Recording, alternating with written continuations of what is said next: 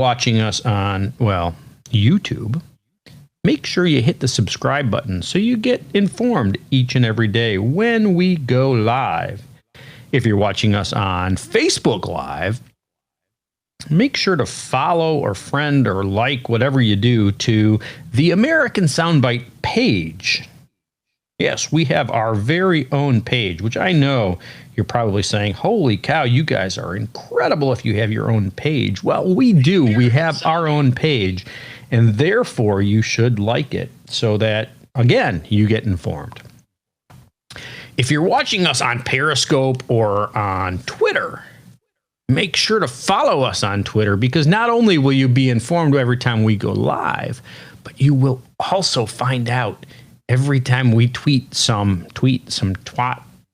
information that, it will be vital to your existence that day. You'll find that out instantly. So make sure you like and follow and friend and whatever it is in every application that we have that you use. If you're one of those Twitchers, I'm not exactly sure how Twitch works, but we are live on Twitch. You can only watch us live on Twitch. You can't see our past episodes or any of that.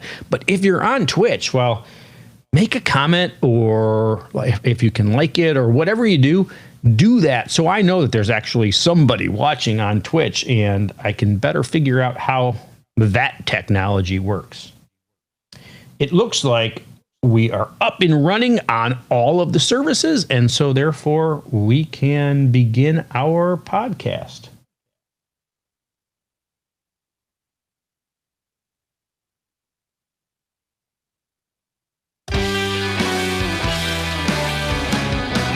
You are listening to The American Soundbite, a podcast that features common sense thoughts of an everyday American. This is the start of the most valuable 10 minutes of your day, so congratulations on joining us. I'm certainly glad that you're along for the conversation today. Hey, before we get started, you can probably take a minute to think of at least one friend, family member, or maybe even coworker that follows you on social media that probably needs a little bit of help in the mornings. Maybe they're not quite as conversive as you, or they're just not up to date on current events. Share the American Soundbite with them on social media. It will make them a more well-rounded person. It will give them something to talk about at the water cooler, or on your Zoom meeting, or even at the dinner table tonight. And I guarantee that they will appreciate the referral, and it'll give you more to talk about each time you see them as well. Lately, if you turn on the lamestream media, if you watch the news, if you, look at any form of social media, you have likely seen that there has been a surprising uptick in the number of COVID-19 cases since these states have lessened their restrictions on our lives and people have, re-entered society. But is it really a surprise that we have seen an uptick in cases since the lockdowns have been eased and people have re-entered society amongst one another again? I only ask this because if you watch the news, it's a surprise. If you read people's posts on social media, they're aghast that the numbers are increasing, or they're these I have to call them out as extremely liberal individuals who want to throw it in your face that I told you so. I told you were going to get sick if you didn't wear a mask and if you went outside your house when businesses opened up again. So is it a surprise? Is it a shock? Well, I beg of you, I challenge you to go back to past videos when, at least in some states, our governors and their whatever assistant director of health people, whatever, were on, media each and every day. And they were trying to justify the actions that they were about to take. they started talking way back in March about flattening the curve. Remember? Oh, we're spiking and we're the world's coming to an end and the sky is falling and everything else, right? Well, they told us at the time, we need to shut things down. We need to step back. We need to give the hospitals time to get prepared. We only need 14 days, but that 14 days, it's going to give us an opportunity to flatten the curve and to give hospitals the opportunity to get everything prepared, to get the ventilators and the rooms and the face masks and everything else that they need to take care of us when we do get sick. Do you remember that? If not, go back and look at those press conferences from the middle or beginning of March. Go and look and see what or why or how those instances were justified by our states. Go and look and see or find out exactly what was going on and what they said. Because I will tell you, but I want you to fact check me. I want you to verify it. They told us that they needed those 14 days to get the hospitals ready. And they were very open and honest about the fact that taking these 14 days, which they then turned into 30 days, which they then turned into 60 days, which they then turned into, 84 or 85 here in Ohio. But nonetheless, they told us that taking this step back was not going to change the number of people that got infected even by one. They told us that the number of people who get infected by COVID-19 was not going to be reduced by a single person by us taking this 14 up to 84-day break from reality. All it was going to do was give the hospitals an opportunity to get prepared. They weren't changing the ultimate number of people who got sick. They were spreading it out over a longer period of time to give the germ time to mutate and become more dangerous. But no, they didn't say it was going to mutate and become more dangerous. But those of us who have, been alive for more than a week and a half know that as time goes on, viruses and bacteria and everything else mutates and becomes more viral. It's trying to survive. And so it changes itself and it becomes, more potent. So they wanted us to give it a little bit more time, but they told us up front it was going to continue to infect everybody who it was going to affect either way. So now we come back to present time. Our restaurants are opened, our bars are opened, our gyms are open, stores are open, businesses are open. We're back to mingling amongst society, although we're taking extra precautions and we're wearing face masks and we're honoring the 6-foot social distancing and we're looking at people dirty when they violate our personal space. Or we're judging people when they're not wearing a mask in their car while they're driving to work. Or, we're doing all those important things, right? And people are getting sick again. And for whatever reason, we're surprised. We're so surprised that here in Ohio, Governor Mike DeWine has decided, oh my gosh, in Cuyahoga County, there's 147 cases. That is huge. That is unacceptable. And so I'm going to mandate more orders. I'm going to exert my political power, and I'm going to force everybody in Cuyahoga County starting 6 o'clock tonight that you have to wear a mask. There's 24 cases in Huron County. They've got to wear a mask too. They're dangerous. It's ridiculous. It's unacceptable that people are getting sick.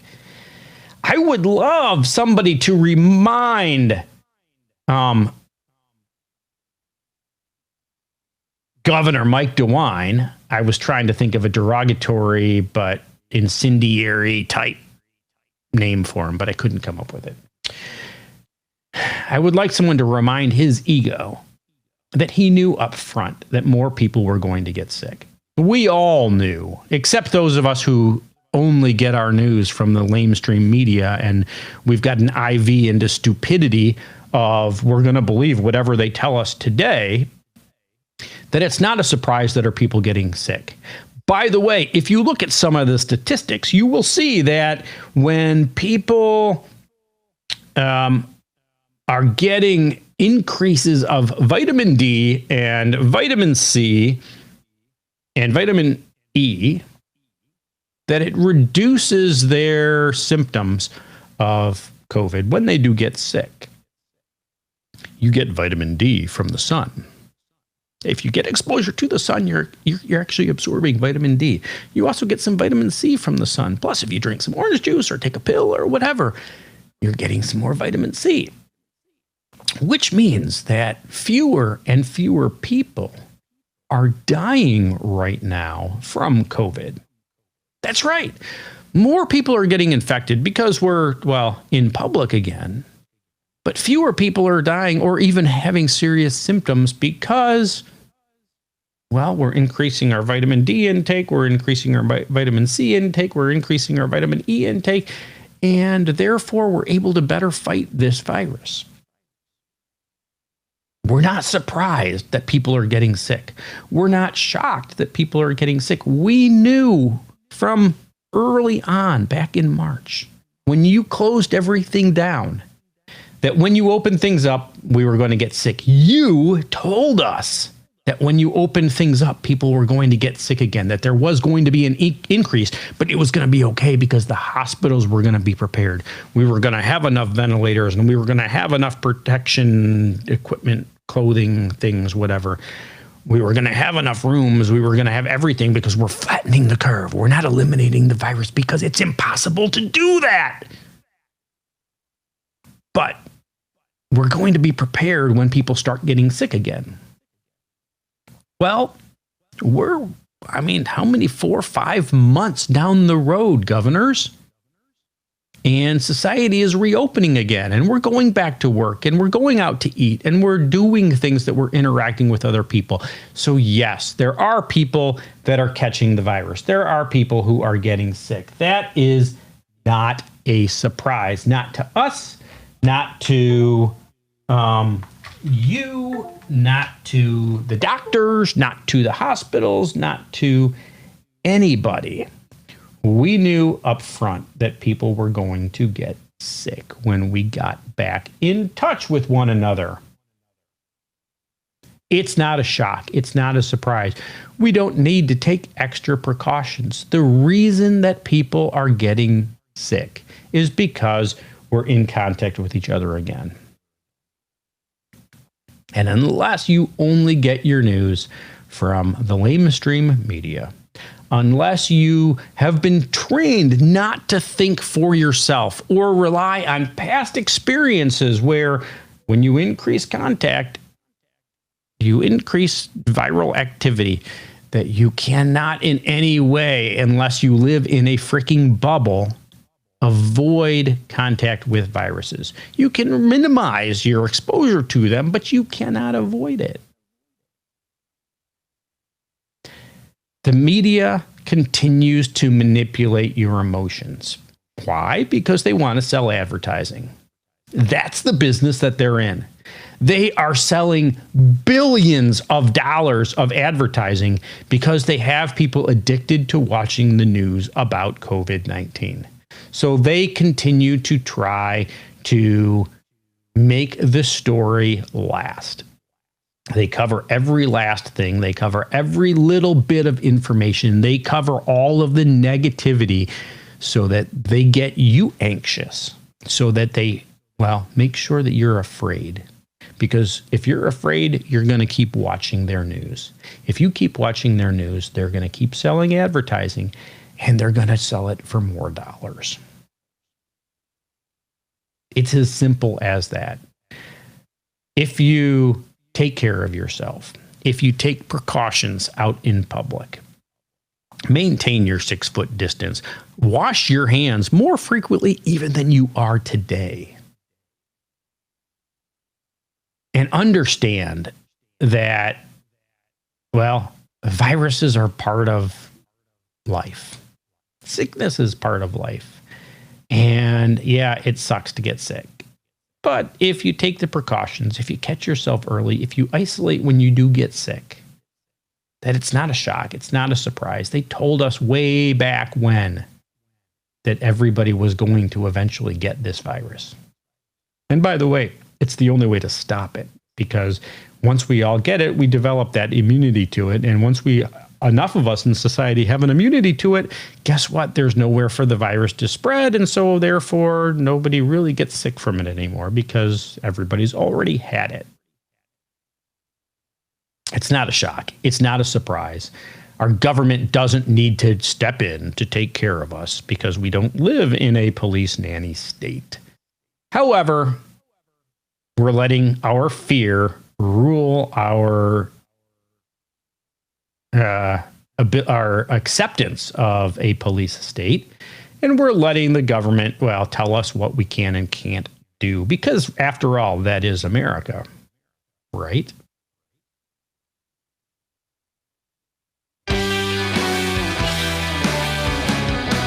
You have been listening to The American Soundbite. This is a podcast that features common sense thoughts of an everyday American. The last 13 minutes have been the most valuable 10 minutes of your day, and I know that you know that because you were part of it. Hey, before I let you go, I would like to ask you to click on that like button if you enjoyed the content, if you like the format, if you enjoy the show, well, at all. Click the like button because it lets me know that you did, in fact, like it. If you have any thoughts or comments, even criticism or snide remarks, type those in the comment section. I do read them every day, and, well, it helps me make the show a little bit better. And right next to that like button, you can see it already. It's the share button. Let your friends, your family members, your coworkers know that you start your day by listening to the American Soundbite, and they should too. Thanks a lot for joining us. I hope you have a great day, and God bless. And that is a wrap of the podcast. We had a little technical difficulty. I'm not sure exactly what it is, but somehow the computer, which is connected to the microphone, which is connected to the cameras, lost its connection when that's how the podcast actually gets broadcast live. So I'm not sure if there was audio on the podcast itself today or not. I'm going to have to go back and review that and fix it if I can. But that was why I was kind of leaning over here and why I got a little bit distracted in the middle of the program. But yeah, not a whole lot that I can do about that, is it? Hey, it is an absolutely gorgeous day today. The sun is out. The skies are blue. There's unfortunately not that much wind. It's not a great sailing day, but the warm weather, the sunshine, it's all worth being outside, catch a little rays, maybe get a little bit of tan if you don't put too much sunblock on. That vitamin D gets through and it helps you be healthy. So enjoy it.